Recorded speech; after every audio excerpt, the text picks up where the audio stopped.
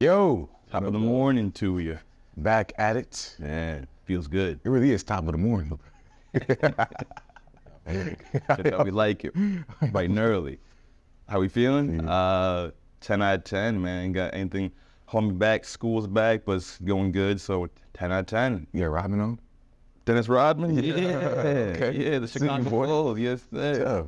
Yeah. That's a proper fraction? Yeah? What'd you say? 10 out of 10. Is that a proper fraction? Yeah. Okay. Okay, that's a whole number right there. I'm learning math right now. I see you. Let's see, I say 9 out of 10, man. Solid week, classes straight. Seems pretty straightforward. Got some intriguing classes, so I'm excited. Been able to have a lot of rest and being able to be productive with my time, man. So I cannot complain. I'm gonna go 9 out of 10, just because school started back up, but everything else is good. Simple, man. Solid. I ain't about to do the math, but I know we good. We in A bracket. It's improper, for sure. For sure. 28 out of It's not improper, bro. 30. Improper is above, bro. Oh, really? Yeah. You might have to cut that. It's a proper fraction, bro. Learn something new every day. Oh, man. What's filling on minds this morning? Hit him off, Mr. Perkins. Man, I think I've really been tapping into, fighting the good fight of faith, man. And I think also just walking by faith and not by sight. I think something that God calls us to do as Christians is to walk by faith and not by sight. And because how can you tell, like, if you're a true believer, in God or in anything, if you can walk by faith and not by sight, like you can be able to be like, okay, I have the assurance, that this thing is gonna be what it is, instead of like, I need to see it for it to be true, so just kind of focusing on like, how can I walk by faith and, really just fight that good fight of faith as well. So that's something I've been pondering on for sure. I'm gonna bounce off that because I've been thinking, I'm in John 4. It's a couple different stories of people who believed, but the thing that they trusted in, it changed how they act. And so we got the woman in Wells. She goes and tells everybody else because she's had this amazing experience. And we got the official or soldier where he says, "And you heal my son?" And Jesus said, "Yes." And he trusts him, so he goes home. He doesn't hang on Jesus anymore because he trusts that the son's healed. And it's like, man, what we trust in is gonna show by how we act. You know what I'm saying? Because if she didn't trust what Jesus said, she wouldn't have gone and told other people. And this is later up in the chapter. Other people came and trusted in God because of her going on and telling them that they came and saw him. And say, man, like, what are we trusting in? And are we trusting in it enough where it's gonna change how we act? Man, that's so real because I feel like a lot of times people like try to discredit Christianity because of the proof. Right. But we place faith in a lot of things without having, actual faith in it. Like, I think about a vehicle, right? Everybody, when you get in a vehicle at the beginning of the day or the end of the day, at some point during the day, you don't know if you're actually gonna get to that destination. But because you believe in your car for it to get you to point A to point B, you place that faith in it. Now it's like, okay, I trust my vehicle to get me to where I'm gonna go. And I feel like likewise with the Bible, man, that's the same exact way how we see God. Like, yeah, there might be any, physical evidence right in front of us, but he's there. He's there in the spiritual realm. And I think as I've grown to learn how to grow in my faith walking and not by my sight walking, is being able to trust in the things that I cannot see. And that's something that he says throughout the Bible, like, trust in my word, trust in my truth. And then he's gonna place people in your life to further assure that. So I think, ultimately, as we're navigating life, not walking by sight, but walking by faith, let's look at like what you said. What are we trusting in, man? Because sometimes, the evidence isn't right there physically, but his evidence as his character is always gonna come through. Yeah, that's real. I like the example that you said is like, what we trust in shows how we're going to act different. And I think the scripture that came to mind was like James 2, when he says like, show me your faith by your deeds, So if you truly have faith in something, your deeds are going to show that you have faith in it, And I think, a lot of people, talk about in Christianity, are we saved by, faith, or are we saved by our works? But it's like, no, we're saved by grace through faith.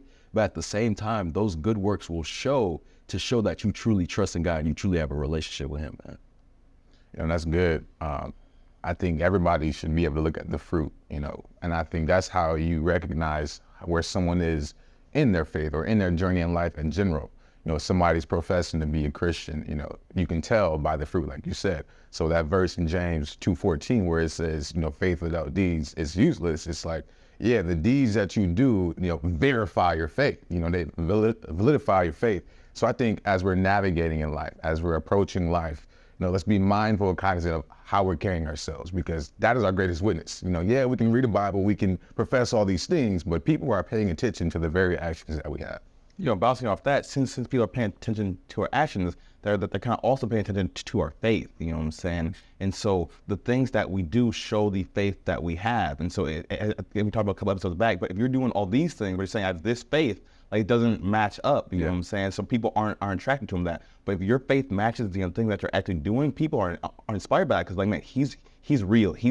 She too. It's like she is doing something that she actually cares about, and people can get inspired off of that. And like a fruit, if one's moldy, getting old, it affects all the other ones inside the entire bowl. Mm-hmm.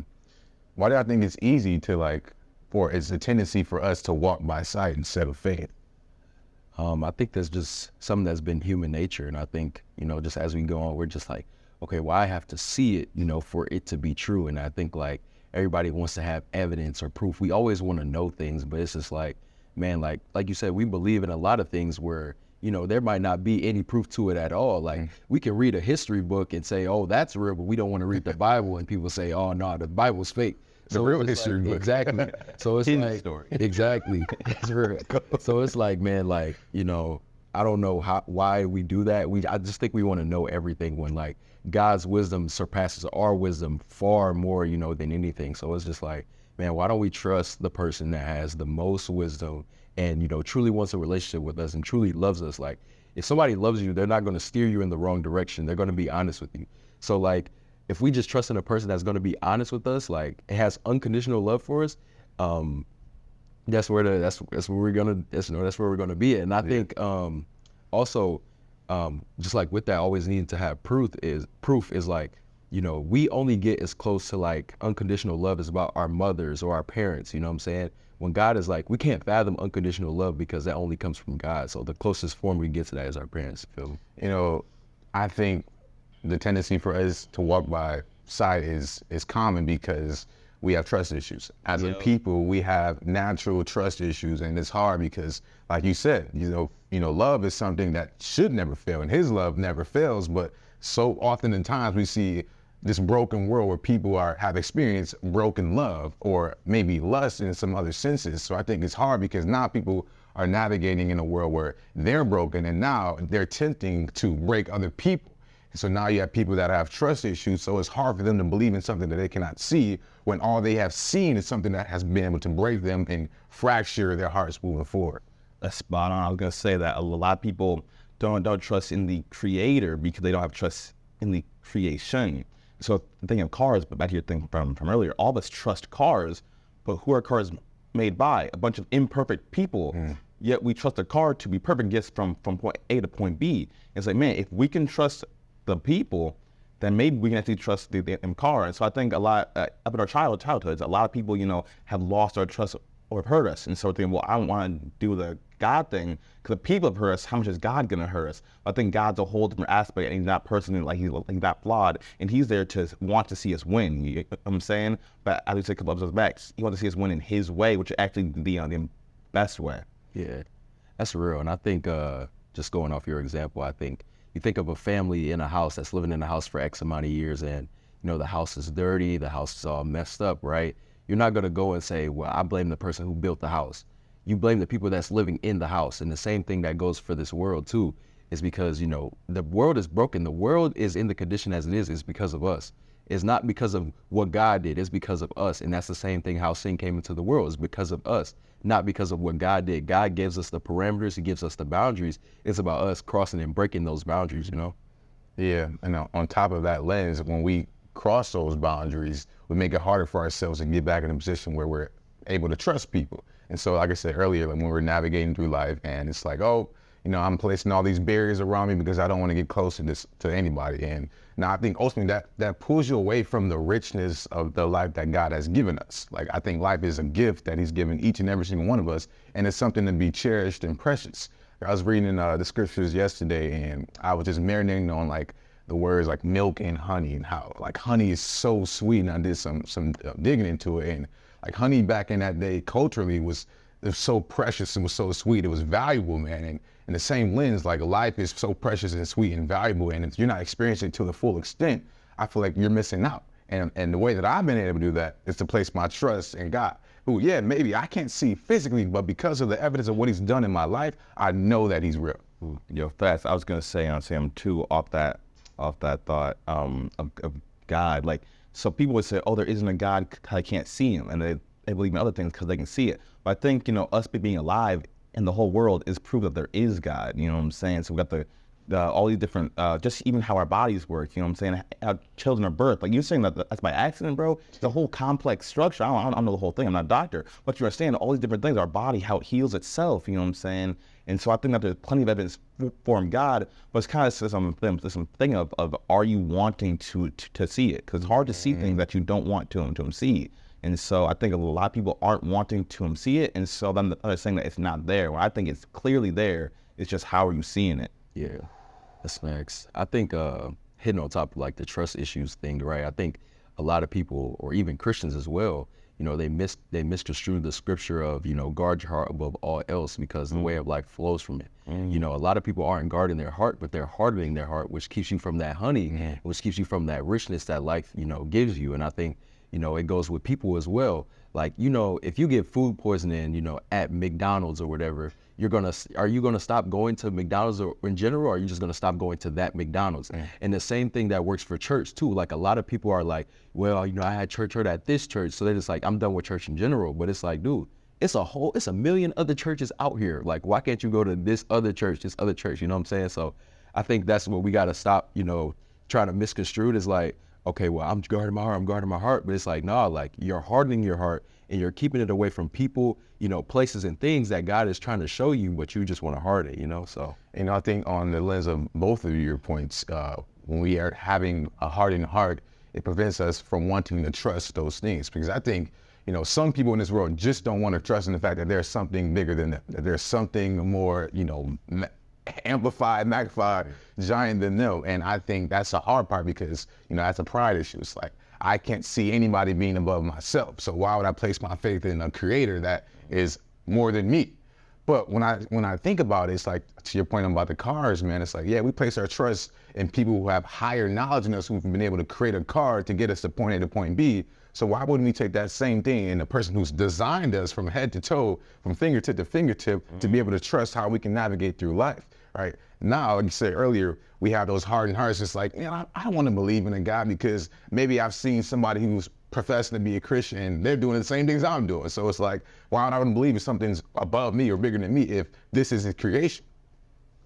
I think you hit on a key point there up at the end, because when people are living certain lives that doesn't match the faith that they're proclaiming, you know what I'm saying? Then that makes a lot of people not want to be a part of that faith. And now we're hurting God, you know what I'm saying? Because we're saying, I'm for God, so now we're associating us with him, and then we're doing all these things hurting people, you know what I'm saying? And then we're saying, oh, but we're with God. And so now we're literally hurting the image of God. It's like, bro, that's a bad thing to do. Just say that you're doing something else. But again, our actions show what we have our trust, our faith in. Mm-hmm. Sure, I think that's fire. I think if you're in a relationship, like, you're not going to cheat, you know what I'm saying? But if you're in a relationship and you're cheating, how can other people see on the outside that you're truly in that relationship? And I think it ties to the same way, because it's like, you may be the only Bible somebody ever reads. And so how can somebody tell, that you have the fruit, that you're living for Christ, if you're doing the same things that they're doing, and they're not in Christ? So it's just kind of like, how can I glorify Jesus, if I say I'm doing all these other things that don't glorify Jesus, It's funny because you brought up the thread of relationships, and we've been talking about trust issues so far. And I think trust issues prevent people from committing themselves. So we're talking about a relationship with God, man. If I have trust issues based off of how worldly love has been given to me all throughout my life, why would I trust in something that I cannot see? And yeah, I don't blame people for thinking that, but the trust that you can place in somebody who will never fail you is far more valuable than the trust that is potentially comparable or compromisable for somebody in this world. So when I think about like the relationships that you say, like if you're cheating on somebody, like people can see that, man. It's like, why would I trust in somebody who's professing one thing, or maybe they're like half in and half out, like the lukewarm kind of vibe, when they're telling me all about this great God that they serve, but again, yet they're in the same places that I might be in, or maybe they're doing worse things than I am, man. So I think the trust issues prevents us from actually being committed. And ultimately, like when we have commitment issues, bro, it prevents us from experiencing the fullness of a relationship in any sense, whether it's a relationship with God, whether it's a relationship with a person, man. If you have commitment issues, guess what you're gonna be in a bunch of different places at once. And that's never gonna be good for any relationship. You know, I was going back to a thought he had said about how the world is how it is because of us. And so I think, well, if we want to change, then we have to change it. So I'm thinking of Christianity, for example. Many people are so against it because they've had someone who was a Christian who hurt them or did certain things that weren't Christian. And it's like, man, I'm sorry to hear that, but what's stopping you from being the example? You know what I'm saying? So many people are like, I want to be a part of that because it hurt me. Well, how's that perception of that ever going to change if no one's actually on it? You know, us three are always trying to change the perspective on Christianity, not do it in a fake way. And so maybe us three can be examples, but other people can also be an example too. People say all the time, it's pretty corny, but it's true, but be the change that you're wanting to them see. It's very true, because people say, oh, the world's a terrible place. Are you doing anything to change it, or are you part of the problem? You know, I think it's also to be noted that, you know, everybody has different flavors, man. So if you're in, you know, the Christian setting or the Christian space, you know, maybe some churches aren't just your flavor, or maybe some churches just aren't your taste. We all have a different taste. Our tastes are varied. So I'm thinking of the imagery of like going into a gas station. You go up to the back wall where all the drinks are. They're like variety of different drinks, and you know, maybe I want the Fago and I want nothing to do with the Monster Energies all the way on the left, man, but that's just my preference. But you might be a guy who likes the Monster Energies, and you might be the guy who likes the Brisk. We all have different things, so I think it's important not to mislead people in saying that, oh, like Christianity should just be one whole thing. Like, yeah, the main thing should be we love God. His son died on the cross for us because we were sinners, yet we can still all glorify God in a way that honors him in the different flavors that we have. That's real. And I think that goes the same with the churches. Like, it's different flavors of different churches. And I think it also ties into the trust issues as well, because I think what is the root of trust issues? It's fear, right? And so that's what the enemy tries to do, is keep us from, you know, meeting those new people or going to these new places or, you know, experiencing these new things. And so, but when the word says God does not give us a spirit of fear, but a power, love, and a sound mind. So it's like, okay, what are your trust issues stemming from? What are you fearful of? Like, you know, a lot of people are just like, man, like, you know, that church, they really hurt me, so I'm really scared to go to this next church. Or, you know, I just can't trust church anymore. This is like, dude, that comes from the enemy. The enemy is literally deceiving you right in front of your face. He doesn't want you to go to these new people, go to these new places. It's just like, man, like, don't let the enemy distract you from what God has for you in the future. You know, the crazy part, because you just brought up the enemy and the distractions, and I just thought about how like trust issues prevent us from being in community, man. And that's something that God never intended for us to be, was for never to be alone. Like you said, it's not good for man to be alone. And what did the enemy do to Eve? Like, he lured her away, got her to be alone, and she fell into temptation. And now, like, we're suffering the consequences of that. And I feel like people who have church hurt, you know, or people who have trust issues in general, they place these barriers around themselves to protect themselves from getting hurt again. But in doing so, they isolate themselves and they prevent themselves from experiencing community or experiencing relationships or experiencing the goodness of God. So I think it's important that we identify, where's my trust issues coming from? Process it and heal it, man. And it's okay to heal with people, the right people, of course, because, you know, sometimes we fill those voids and we end up placing ourselves in a further hole and getting stronger trust issues. So we have to, like I said, identify the trust issues, find the root stem, heal, and then maybe we don't go back to the Monster Energy drink, but we go and try out the Brisk, or we go try out the Minute Maid apple juice on the other side to see if that works for us instead of what has been happening in the past. Yeah, exactly. Man, I love you said the past as well, because that's where most of the trust issues and the fear comes from, is from the past, when God is trying to take you to the future. Like, we talk about, you know, not driving looking through the rearview mirror, but it's like we got to drive looking through the windshield of where God is taking us and let him have the wheel, like let him drive, you know? And so how can we let God drive when we're constantly trying to be in reverse and going back, just like, okay, like, where am I going? Where am I going? But it's like, man, how do you expect to grow? How do you expect to change if you want to continue to go in the reverse? Like, you got to go forward to change, you know? Yeah, I like you're thinking how Eve, you know, got tempted and fell being alone.